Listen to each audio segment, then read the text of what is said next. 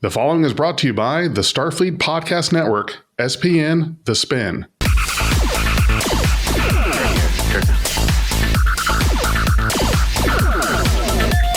This is the introduction, and welcome to the shit show. Hi, everybody. How's it going today? So this is the shit show. I am Big J with Beyond Trek Podcast, and this is actually the Starfleet Podcast Network. What we've got here with us today is Aaron with Tribbles and Transporters, Boomslang, Handy, Strange Kirk, and Techman16 with Trek Talk. And we've got a new member with us here who just joined the Starfleet Podcast Network a couple weeks ago with Duras sisters. And I apologize because my phone, the Discord is not showing the entire name if you got there. So yeah, you're good. I'm Rihanna. I am one of the sisters from the Duras sisters. Well, hi, Rihanna. Thank you for joining us today. Really appreciate it. Yeah, happy to be here. Since this is your first one, do you want to tell us a little bit more about your podcast so that I can try to think of a topic and that will give me some time to scramble and give the audience a distraction while I try to think. Sure. Okay. So I'm Rihanna Hurd. My sister is Ashlyn. We are sisters and not Klingons, but we decided in 2020 to start a podcast called the Duras Sisters Podcast that essentially explores Star Trek through a series theme. And so our first series ever was about pilot episodes. And then we went on to family, love and affection, time travel. We've done like a bunch. I think we're on our 12th series currently. And essentially each series, we only focus on the series theme. So anything else in the episode, we brush over or don't talk about at all. And we are currently on our engineering series. Yesterday, we actually recorded our O'Brien Deep Space Nine engineering podcast. So that's going to be out this weekend or this coming week, depending on when we can get our act together to get all that edited. But we have been having a blast. Both of us just switch off choosing the next series theme. So it's my turn next. Ashlyn chose engineers. And it's been just phenomenal. Making friends here for different podcasts, being a part of this network has been really fun. And just like doing our Star Trek thing, I think a lot of people started podcasts during the pandemic, and we're certainly one of them. And it's just been a blast. We're coming up on 3 years now. So, really exciting and just happy to be here. That is spectacular. So you guys started around when COVID happened, been doing it. Yep. Has it been 3 years since that? Oh my God. Yeah. Time has really gone by. And it's good to see that we haven't learned a single damn thing from the whole experience. Right. We're back to being, right up next to each other, back to the offices so middle management can justify their jobs and watch over their minions, et cetera, et cetera. So quick question for you guys. Did we talk about the season 2 of Strange New Worlds now that that's over? I don't think we did last month, did we? Because it just ended a couple weeks ago. Yeah, we talked about Strange New Worlds almost more as a whole and as a concept rather than specifically certain episodes or anything. Okay, all right. Well, let's do that. What do you guys think about talking about Strange New Worlds because it just recently ended and we've got a season there to talk about? Any objections to that? That's great. Okay, all right. So what I'd like to do to kind of get us going, and am I saying it right, Rihanna? Rihanna, yeah. Rihanna, okay. I'd like to hear from you first on what were your impressions of Strange New Worlds Season 2 and what you liked, didn't like, and where you would like the show to go for the next season. Sure. Yeah. Kind of a loaded question, I know, but yeah, just whatever. All good, yeah. Absolutely. I've actually thought about this a lot. So, first of all, I want to say that, I think Strange New Worlds is doing a lot. I think that they're taking a lot of really big risks. And this is exciting because this is Star Trek. I mean, it's pretty much Star Trek doing Star Trek. My girlfriend was kind of complaining the other day, why do they have such a serious M'Benga episode and then directly after a musical episode? What is this whiplash? Why?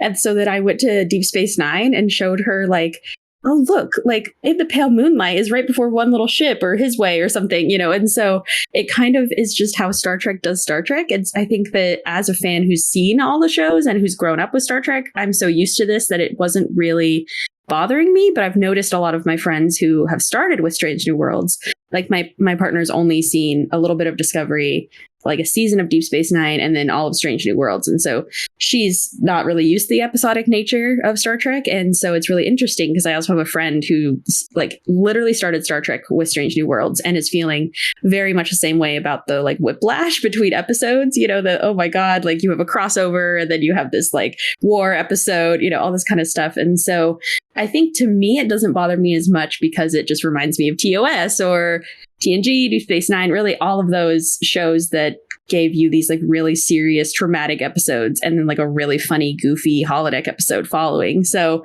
I think that in a way is kind of interesting, you know, that they're continuing on with even that trend of Star Trek. But I'd say overall, I think that Strange New World season 2 like really hit it out of the park. I think they're doing a lot of the right things. They're making a lot of really bold choices, choosing episodes that are they know might be polarizing, like the Mbengo one, Under the Cloak of War, I believe it's called. So I think like my biggest issue is the Spock narrative. I'm a huge Spock fan. I was just showing Aaron, I have this gigantic Spock shrine that like Spock's my favorite character. He always has been. And I think that they're doing him kind of dirty this season. I think the whole turning him into a human, easily my least favorite episode. I think it's pretty insensitive and like the same kind of BS they did with B'Elanna, turning her into like Klingon and human in that like Faces or well, I can't remember what it's called episode. I think it was Faces, but just like frustrating, especially because I've talked to some people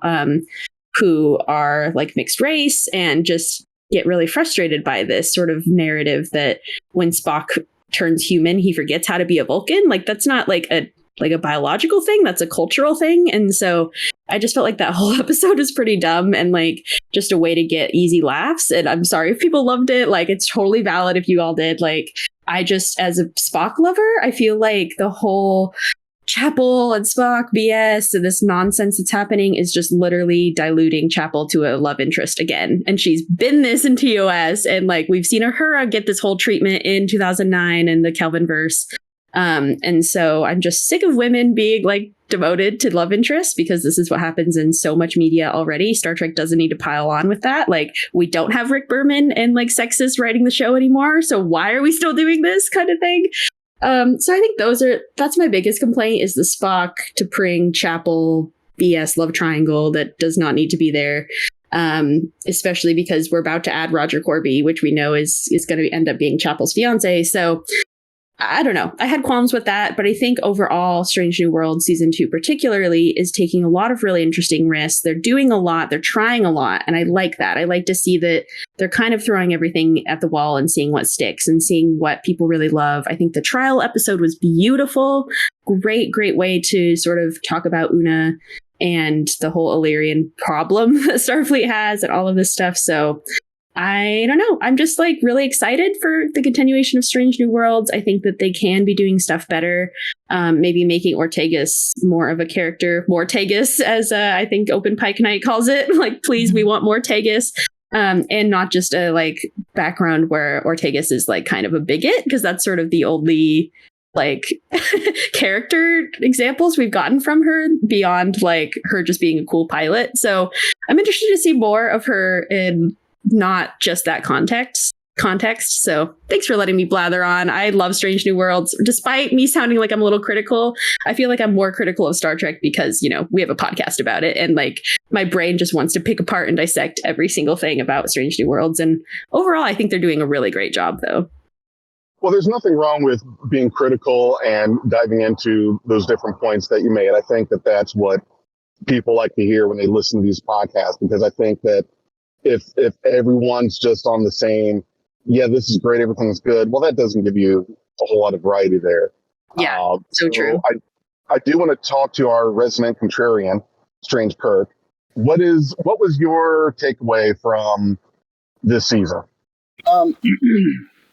It seems like they're trying to get away from some of the things that the average Trek enjoyer, they're trying to be a little bit more centered. So, like in Discovery, it was all about crying and everybody was overly emotional. And which, is fine with emotion, but like we can't have a fucking, minute and a half pep talk when we're in the middle of fucking war. It's fucking silly and it's ridiculous. But I think what they're trying to do is they're trying to come back to a little more center where it's a little bit less of that, but still enough in there for awareness, to make people think. It doesn't feel spoon-fed like Discovery did. It feels, I feel with a lot of these episodes, I feel very much like some of the original series and even some of the Next Generation stuff, where it was, we present a problem, we present the moral dilemma, and we also mention that, we also bring up different cultures view things in different ways, right? My morals are not your morals, and pushing your morals onto someone else basically makes you a shitty person. So you have to take cultures into account. And I don't know, it just feels like something a little different. And I think it's more for the positive. There's a few things that I thought were silly. My issues have more to do with the integrity of canon and the timeline. Like all of a sudden, the Gorn look like elites from Halo.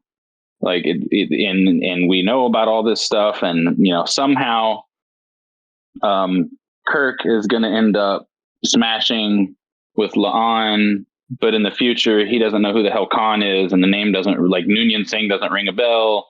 But all these things that are issues, those are my biggest problems. I think overall the show is pretty good.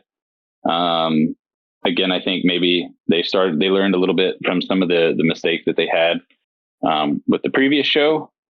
And I don't have anything too critical to say. That's just kind of being super nitpicky. I mean, I'm excited about it. I will say that the way they ended this season was funny, and I mentioned it on our podcast, I think last week, where they're sitting there and there's all these explosions going off and everything's all crazy, and then they're like, "What are your orders?" And the only thing I could think of was a Galaxy Quest when he's like, "Activate the Omega 13," and I just started laughing. And of course, my wife looked at me, she's like, "What the hell are you laughing at?" And then it was, just me laughing and looking like an idiot. But I had the same reaction. yeah, I don't know. My brain went to the exact same place. I immediately went to Galaxy Quest. I was like, Yeah, that was exactly what I was like. The first thing I thought was, they were like, "Your orders, Captain?" And he's looking crazy. "Activate the Omega 13. And then I was waiting for there to be like a zoom out away from the projector screen and there'd be a crowd of nerds.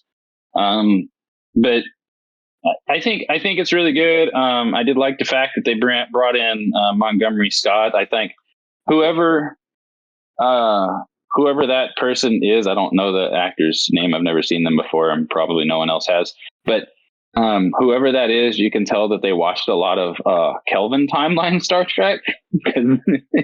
A little bit more, the personality is a little bit more like, God, what's his name? The guy that played Scotty on Simon Pegg. Yeah, Simon Pegg. Yeah. Definitely, you can tell there's some influence because Simon Pegg did a great job. I liked it. So, like, I'm not upset about it, but you can definitely tell. Yeah, that's pretty much it. Kind of more of a characterization of the Kelvin timeline version of Scotty than the primary, the main timeline that we're in.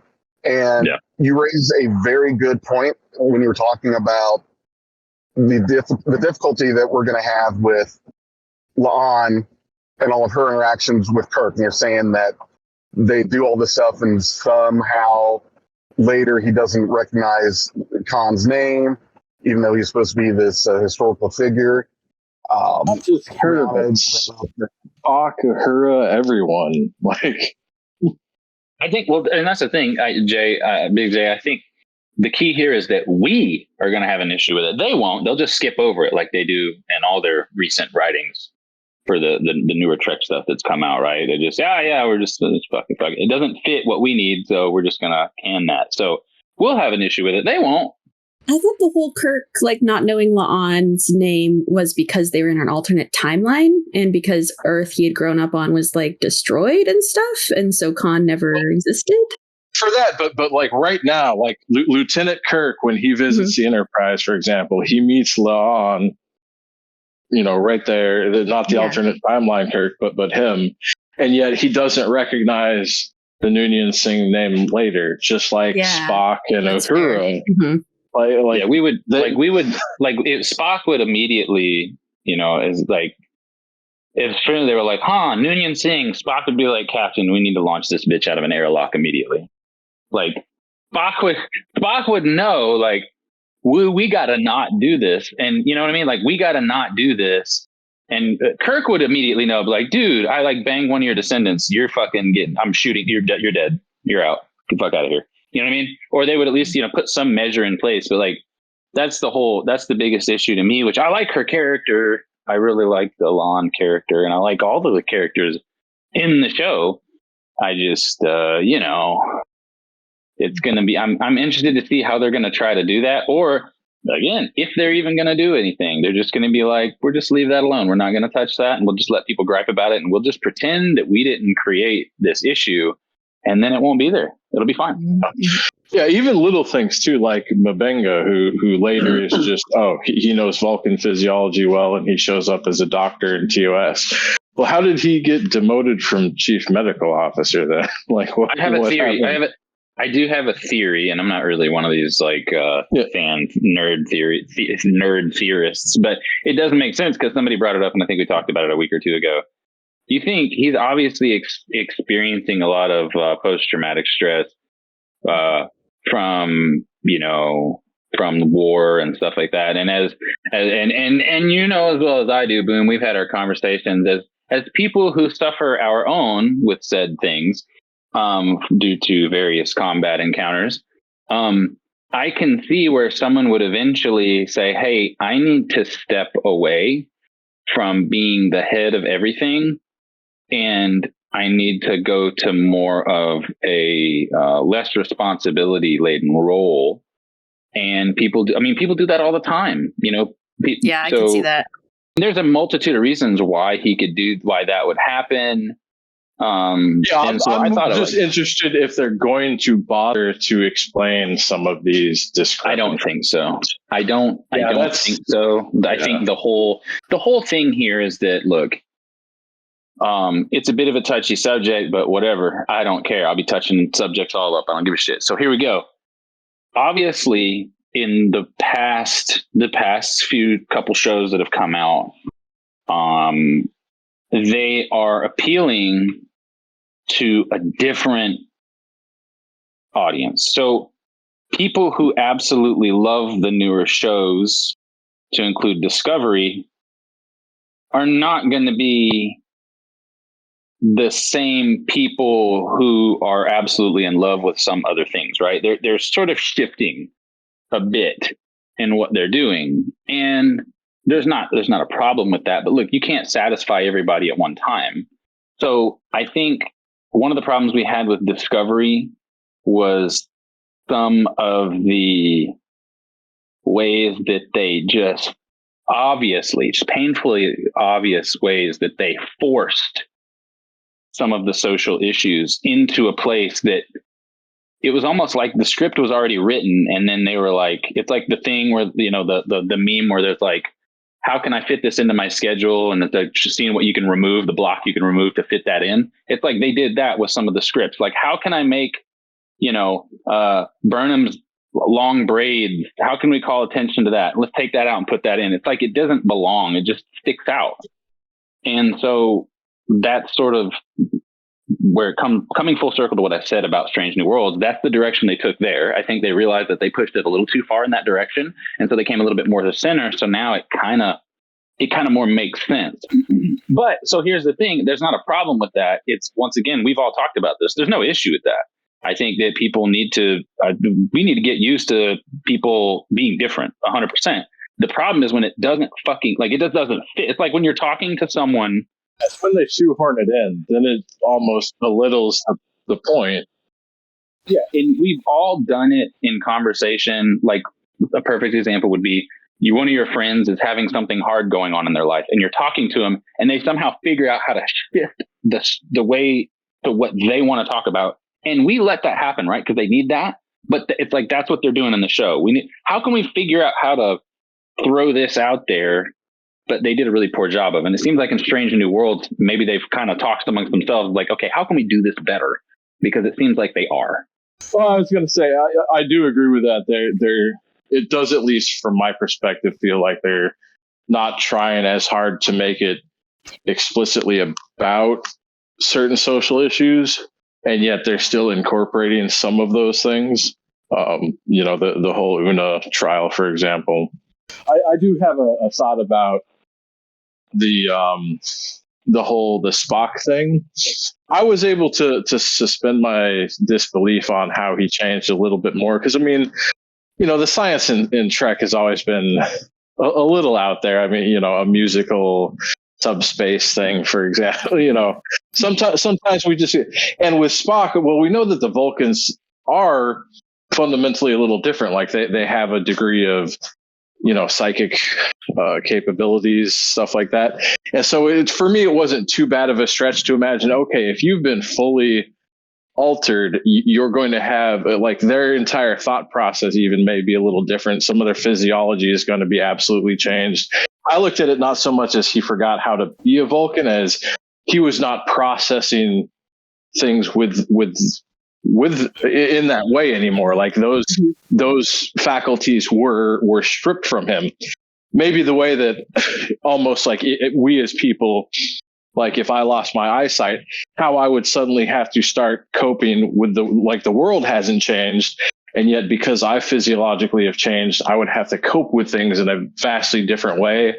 And there would absolutely be sudden and immediate problems and growing pains to get back to, like, I haven't changed otherwise fundamentally as a person, but it's still going to be a difficult transition. So here's another term you're familiar with, to piggyback on that, to say that for those of us who have experienced, violent events, not woe is me, I have, post-traumatic stress, blah, blah, blah, blah, blah. But for those of us who have had and experienced those types of things, real, hand-to-hand combat, real combat, not like, I fought some kid for lunch money. We're talking about life and death situations, especially multiple times and, shot, stabbed, those types of things. We don't even have physical injury to the brain, and it still completely changes how we act and how we process things. Mm-hmm. So you can imagine if physically changing the way that a brain is structured and those neuron pathways and the way that those fire, I could absolutely see where you would forget how to be, the logical Spock or something like that. Or, maybe you're more emotional because now that emotional center of the brain that's, more developed or more prominent in a human or whatever. Anyway, okay, so I'm not going to harp on it too much, but yeah, I'm with that. I was sort of similar, thinking the same way. I'm glad you said that because I couldn't quite formulate what I knew there was a thought process there, but I couldn't quite get it. So let me just point out that the fact that you use the word neuron is already more science than in Star Trek Strange New Worlds. Let me tell you something. Do you know that when I said that word, I envisioned myself looking like the fucking Monopoly guy with a filter on a long cigarette? Yeah, that was my only gripe about Strange New Worlds, is that they reverted, and it's not a bad thing, they reverted more to the TOS style of Star Trek, which is like fantasy magic, with almost little to no discussion about science or technology. I mean, it's like this. Whoever said it earlier, the lack of. I'm definitely with the lack of the sexism. It's kind of nice that they get full uniforms nowadays, right? Thank God. Yeah. Oh no! Nobody likes those skirts anymore for the women in TOS. See, my ass would be so cold. And having to wear I go the other way. I want them all to be in skimpy outfits. The thing is like wearing any of those outfits for cosplay is like, it just feels demeaning and awful. Like, honestly, I have one of those Ahura red dresses and I can't wear it without leggings because like it's so short that like it's like truly, I cannot believe that women had to wear this. I mean, I can because sexism, but like it truly is just shocking wearing one of those. I wear mine without leggings all the time. But if it was up to Boom, everybody would just be naked. Yeah, see, I am all for equality. I just want everybody to look scantily clad. Yeah, at least make it for everyone. Yeah. You mean like the Terran Empire and Enterprise? I'm just saying, it gets pretty. I mean, look, to quote Khan, it gets very cold in space. And can you imagine having to like walk around, and every time you sit down, like your ass is on that cold ass pleather, and you're like, oh, Yeah, no, thank you. oh man, and then you go to get up, and it does the thing where it's like, because your leg sticks to the fucking chair. Yep. You can hear your own ass peeling off of the leather. Yeah, that's It's like trying to peel open a fucking cheese and meat Slim Jim. Sorry, I lost connection on you guys. I don't know if it was Discord or if it was me, went through a bad spot. But so I'm back. Thank God you're here. We were talking about It's peeling okay. ass cheeks off chairs. Yeah, I immediately derailed us. Yeah, I think as soon as I dropped, you guys started talking about peeling ass. So to get this thing back on track. So Aaron, I was wanting to ask you this and direct this part of the topic to you.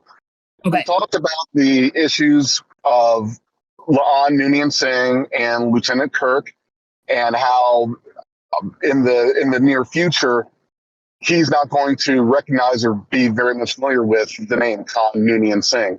Yeah. There's also there was a lot of talk with Spock, and especially from the Lower Decks crossover where he had some smiling going on, a couple chuckles here and there throughout the season.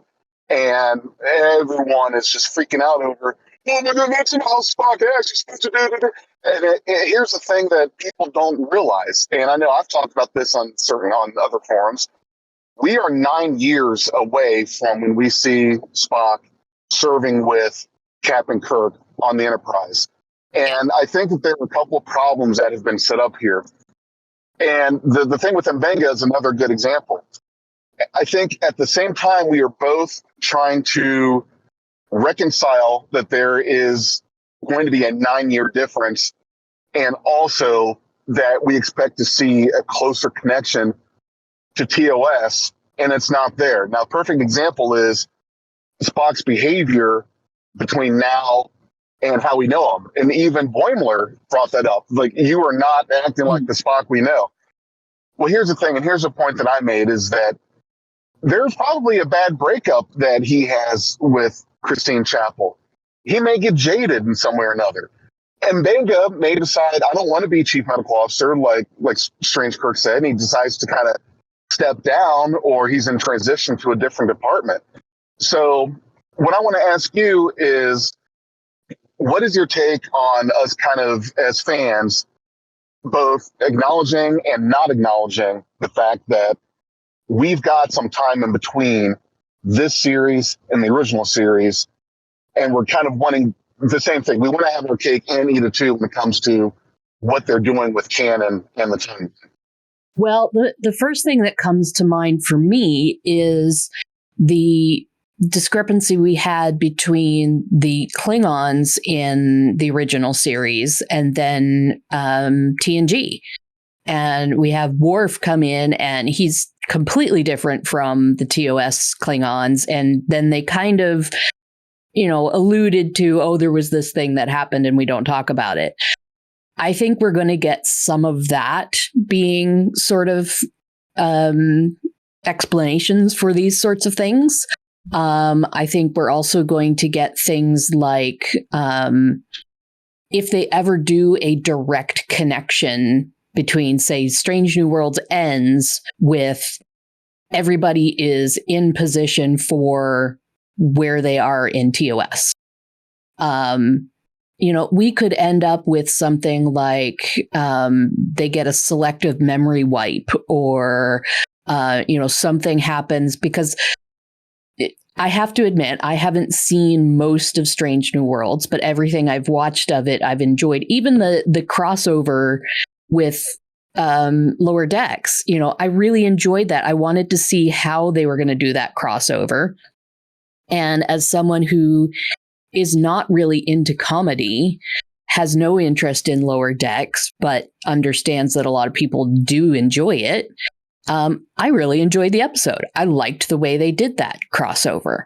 I thought it worked, because that's what I wanted to see, was how are they going to make this connection between a cartoon Star Trek universe and what seems to be a very realistic kind of, if we can use the term realistic in Star Trek. And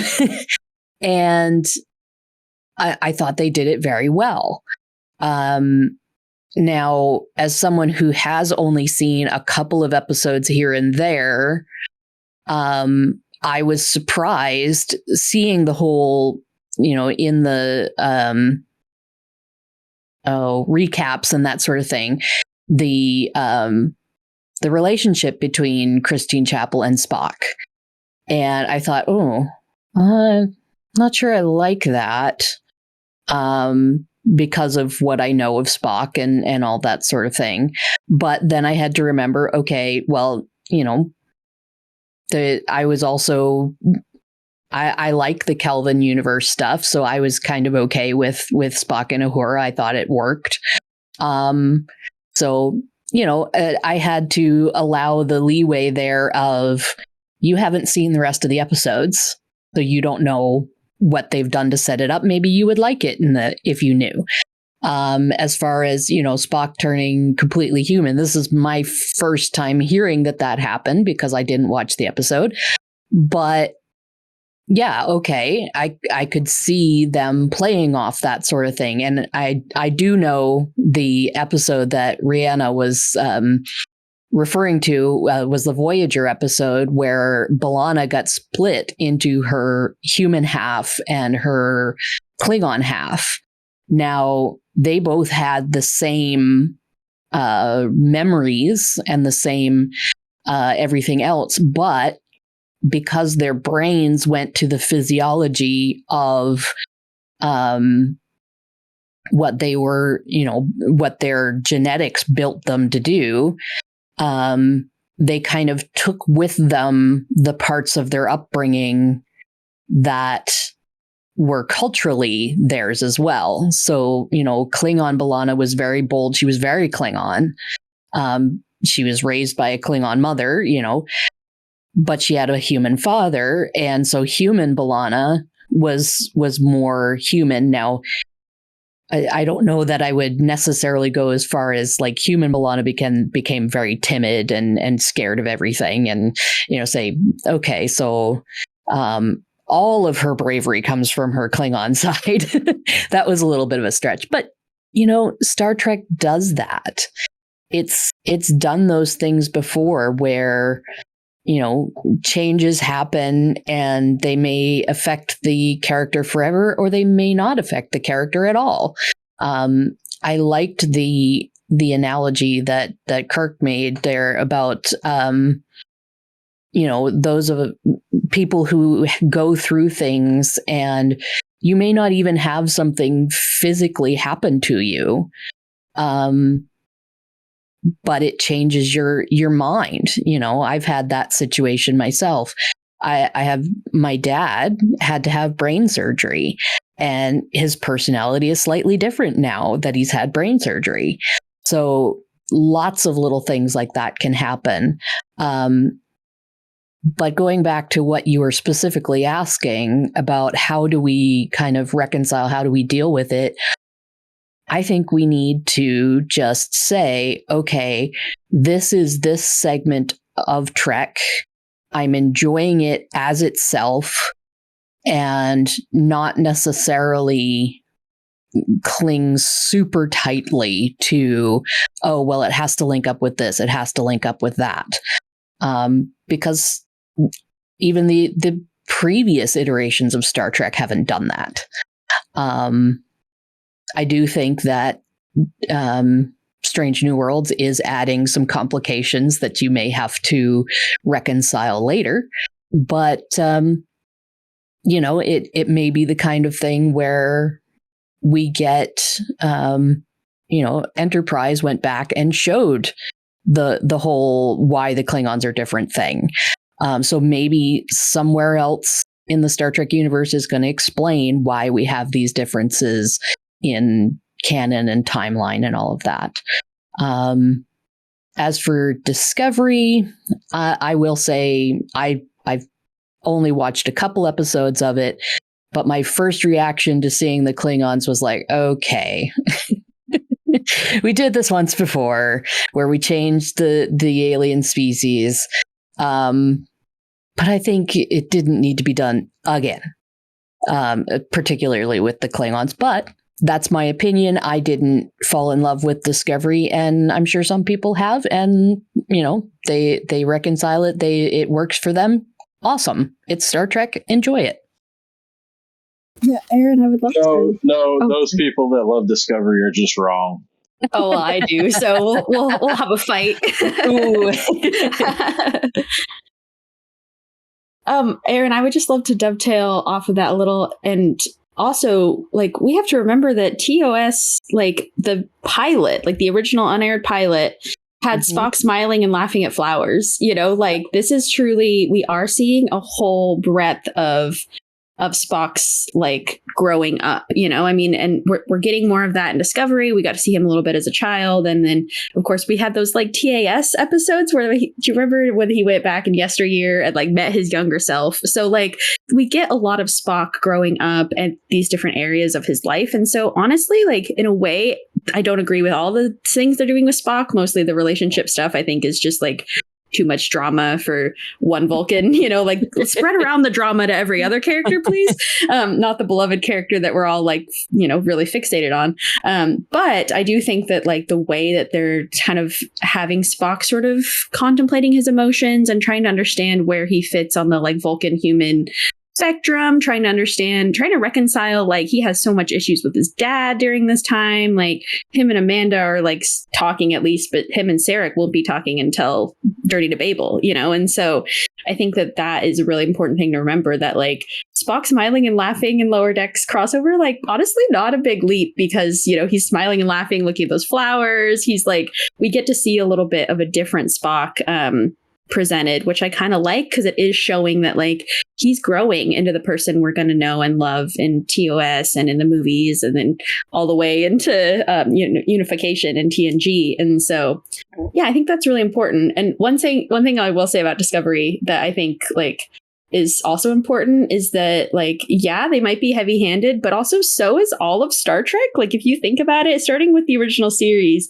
they had Let This Be Your Last Battlefield, where literally their faces were half black, half white. Like we have episodes that are so heavy-handed because the time warrants it. You know, I think that often when we're talking about like women like showing the different hairstyles, especially Black women, like people don't know about black hair and they don't respect it. And so sometimes you have to have that heavy-handed stuff in order for people on the other end of the spectrum who are like maybe not as aware of these different cultural differences. Like it kind of needs to hit it over the head, because this is Star Trek and they're gonna give you the big guns. You know, they're gonna be like, hey, we're gonna talk about race, we're gonna talk about sexuality, gender, like all of this kind of stuff. And like DS9 did not shy away from having like, you know, lesbian kiss, you know, even with Dax and Laura, I think her name was. And so like, I think that is one thing to remember about Discovery. Like, yes, it has a lot of feelings and a lot of heart. And I think that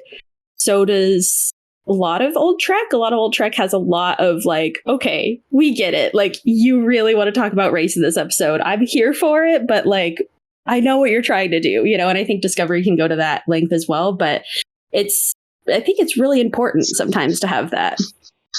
See, I kind of disagree in that. So when TOS, for example, made it about those sorts of things, well, part of it is they weren't always heavy-handed. Like they just had an alien on board. They had a woman officer. They had a Russian there, and they didn't address it or talk about it. They were just there. It was normal. And then when they made the episode about something specific, they usually made it about that. Whereas I feel like Discovery kind of tries to have the episode be about something else, but also ham-fistedly force it in. I don't feel that the storytelling is as smooth in Discovery. Is more my issue with when they add that stuff. That's fair. I don't know. When you start talking about back in the day, you have to, first of all, one of the mistakes that a lot of people make is that they look at things through the lens of now. And you can't. anytime you look through the lens of now, you will miss pretty much everything that was going on. Hindsight is always 20/20 in everything, because now you have all the facts, whereas you were operating with only some. So when we start talking about the episode, particularly the one where they had half white, half black face, they were having to do things that were in such a way. You got to remember the time that you were at. So, for example, everybody talks about the first kiss, right? If you remember in that show, they didn't want to kiss, and that's how they made it more, air quotes, bearable for the assholes of that generation. Oh, well, yeah, they were forced to do it, right? Rather than it was a love thing. It was more of a forced thing. So that's how they got around it. With the different painted faces, it's outrageous. That's silly. But that's how they had to do it. Instead of shoving it in people's faces at the time, that's not acceptable. We had to figure out a way, how can we do this, but also keep a degree of separation sort of as a plausible deniability. And so that's how they had to play the game. It's 2023. We don't have to do that anymore. We don't have to do that for it. I feel like we do still. There's so much race and sexuality and gender politics and stuff that are still so, like, people still will not accept so many different types of people that, like, I feel like in some ways there's still this need to show people that there's going to be infinite diversity and infinite combinations here in Star Trek, and we're going to be having way more Black people on screen, way more like people who are not just straight and white and cis. You know, we have like non-binary characters on Discovery and stuff, and I think it's more representing like what the future, what we would like it to be, versus the discrepancies of like the stuff that's going on right now with like, still there's so much rampant racism. Yes, like it's now, of course, in Strange New World, Uhura finally gets lines, you know, like, whoa, what a concept. But there's still so much out there that I think Disco is really, it's definitely trying to do a lot. And I think sometimes it doesn't always succeed, but also Disco is not an episodic show. It's very much a series long arc. And so they have to somehow fit in, like, talk about gender politics, racial politics, that kind of stuff, and continue doing their episode, their series long arc. So it's definitely, they're doing a lot. And sometimes I think they bite off more than they can chew, but I think it's necessary even for the time, because all of these times that we're doing Star Trek in are tumultuous in different ways, and they have to address certain things that are really important to the time right now. I definitely see that. I will say, coming from the standpoint of someone who's a negotiator, you're not going to convince someone. The whole objective is to convince people to change. Yeah. That's the whole objective. We want people to come to the light, so to speak, right? We want them to see that this is the right way. We want them to see that this is the better way, that this is the kind way, that this is the gentler way, and this is a much happier way. When you slap people in the face, they're not going to listen to you. When you gently plant a seed and walk away, that's the most effective method. And we know that now. We absolutely know that now. It doesn't take someone who studies, human communication, the verbal judo experts and things like that to understand that. So the issue that you're creating is, the more you tell people they're bad for believing a thing, the more they're going to dig their heels in.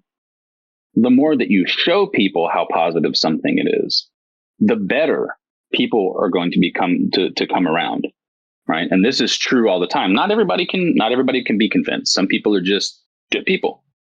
But if you're going to try to force someone to do something, it's in human nature. We don't like to be forced to do things. We're rebellious. It's what we do. So if you're going to force someone to do something, you're going to have a lot more problems than if you try to just show, hey, these are the benefits.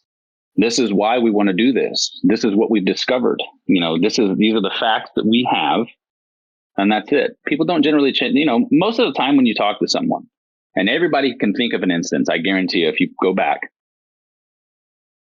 of when you maybe had a debate with someone and they're like, yeah, whatever, man. You know what? No, you're just wrong. You're just wrong. You're just wrong. And maybe a week, a month, a year later, it comes back up and they're like, you know what? I actually looked into that. You were right. You planted a seed and you walked away. You didn't say, you're an idiot. You're dumb for thinking this. That you're so wrong and this and that and the other. Most of those times, it's never going to turn out right. So that's where I'm coming from. There's a way you can do it that you try to guide people to that. treating someone like they're stupid is going to be problem number one, which is what a lot of the times the mistake they make.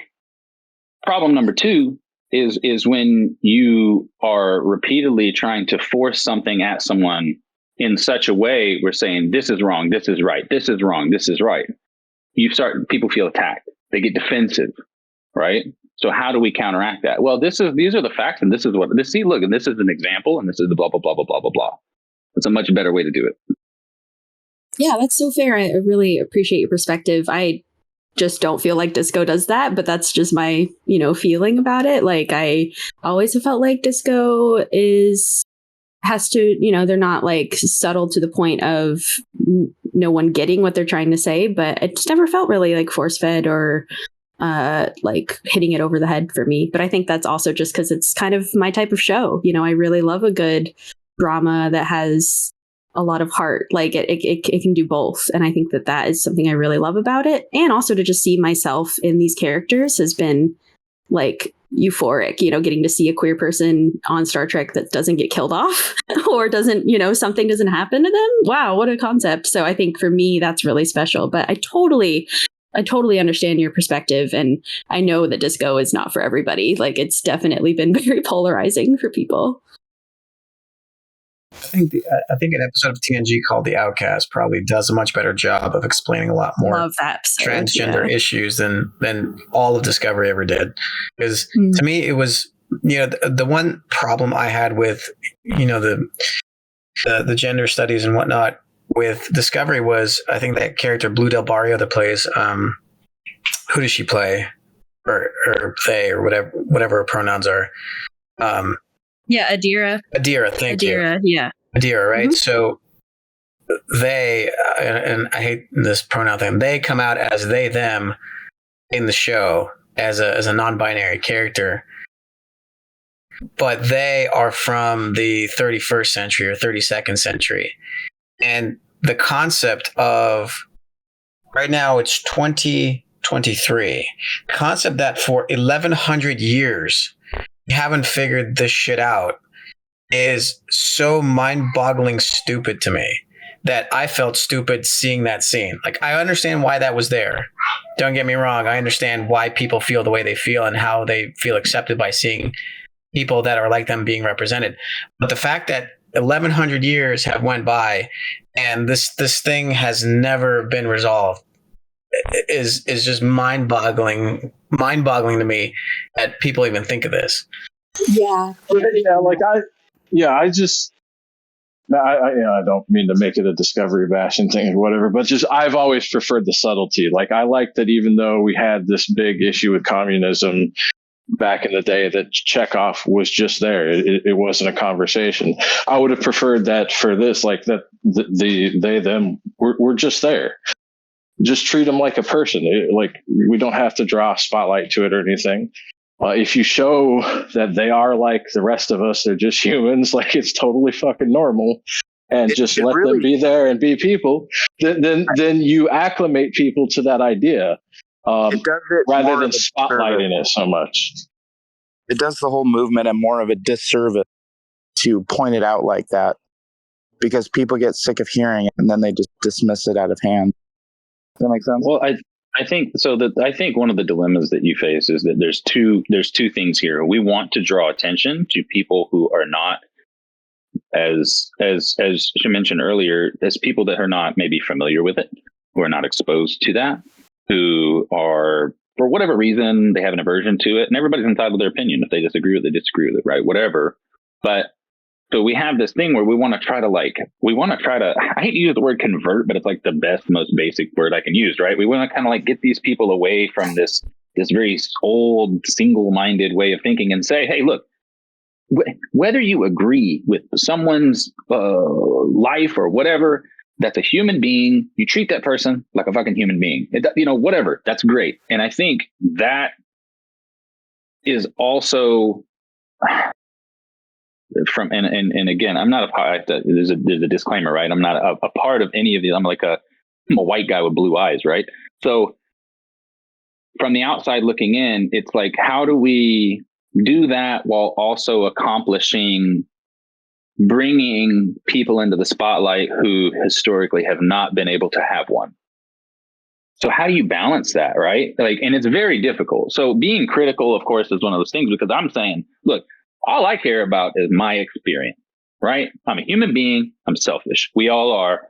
Everybody likes to think they're a good person until, there's like, one slot left and you're on the ramp and there's three of you and it's starting to rain. You know what I'm saying? Now all of a sudden we're like, well, I might need to look out for me, whatever.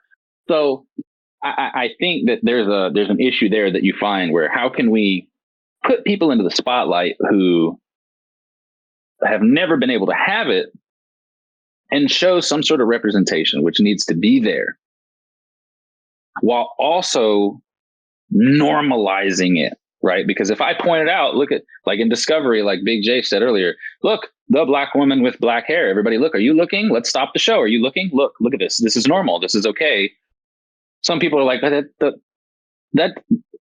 doesn't feel generic, or that doesn't feel organic. Excuse me, not generic. It doesn't feel organic. But at the same time, on a lot of shows throughout the years, there wasn't a huge difference.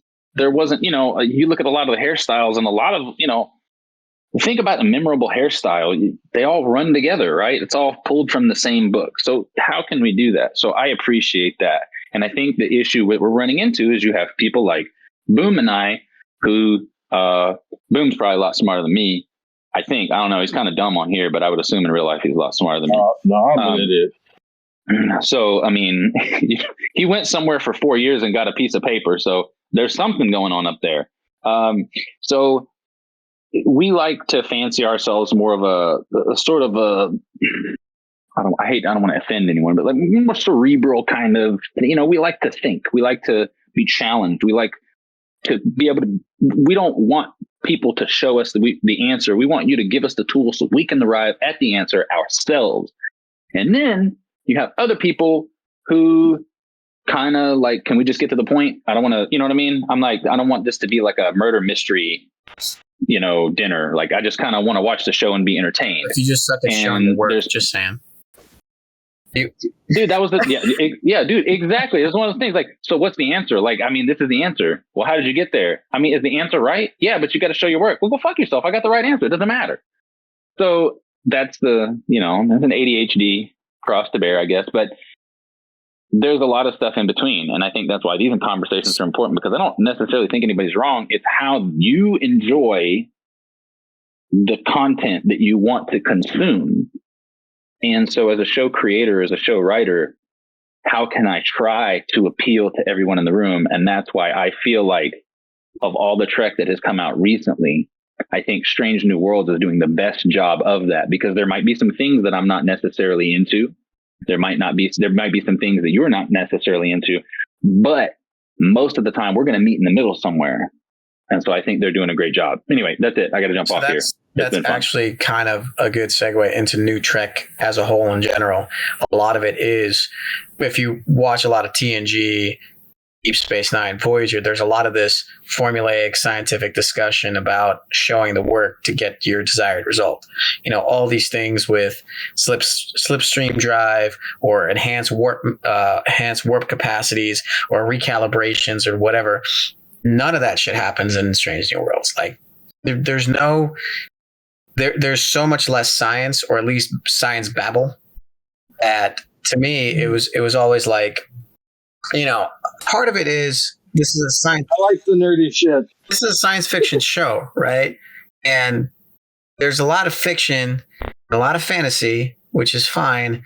And you add in the whole relationship aspect, because that's what's easy enough for people to understand, because we all have relationships. But it's like, okay, we're gonna slingshot around a black hole. You're gonna what now? I'm sorry. What I'm sorry. It's like all right, Pike knows the plan. Everybody follow Pike, and they just slingshot around a black hole, and you're like, oh, good Lord. Yeah, because we got to avoid the Gorn somehow. I mean, don't get me wrong. Other science fiction shows do this dumb thing too. As much as I love the Orville, they went inside the event horizon of a black hole and saw a time change so that the Kalon left, and then popped out of it. And I'm just like, oh, good Lord. Why? What? I mean, who came up with this? Like, who thought that was a great idea? I mean, just like it boggles my mind because, like, for me, I'm more of a scientific person, right? Relationship aspect, I get it. It's an easy sell. That's why romance novels are easy to write and quick to sell, right? Easy enough to do. Everybody knows it. I love you. You love me. I have heartbreak. Heartbreak heals with somebody else. Boom, done, written, published. Out of here, right? Like that's easy enough to do, right? Or you just add a third person in there, or a fourth person, or have a weird alien orgy in Angel 1 or whatever. I don't know, like, doesn't matter, right? But there's like TNG and Voyager and Deep Space Nine actually went out of their way to actually put, even though it's completely fictitious and bullshit, put actual science into what the hell they were doing, right? Why the hell was O'Brien always busy? You're trying to integrate Cardassian technology and Federation technology, and they're not compatible because of different power sources and different couplings and relays, and it's a huge fucking station, and he's got to fix everything. Like, perfect, makes sense. Geordi's spouting technobabble about warp field theory and warp bubble creation and things of that nature. Janeway is all about trying to talk omega particles and warp particles and fluctuations and why do the cells bend as they go through space. Like, I want to see some of that. Like, what happened? Maybe, just maybe, Ortega's would get a better role than just, I'm the pilot, I fly the ship. Is that that part of the episode was the dumbest fucking thing I've seen in Star Trek. To me, it was like you fucking lose who you are, but yet you suddenly remember you're a pilot. Just go into the airlock. Just go into the airlock, close it, and open it, and go into space. Like, like, why are you here? I'm the pilot. Really? Is there any other reason? No, I am the pilot. I'm Erica Ortegas. I pilot the ship. All right. Okay, Wesley Crusher, thanks for stopping by.